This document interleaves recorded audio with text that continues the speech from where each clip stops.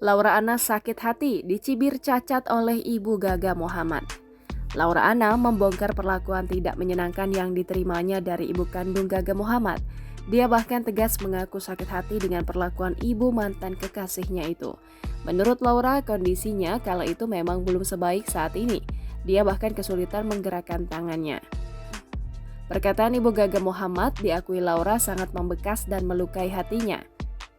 Laura Anna mengalami spinal cord injury alias cedera saraf tulang belakang akibat kecelakaan mobil yang dialaminya bersama Gaga Muhammad pada Desember 2019. Kondisi itu menyebabkan dia tidak bisa menggerakkan bagian panggul hingga kakinya.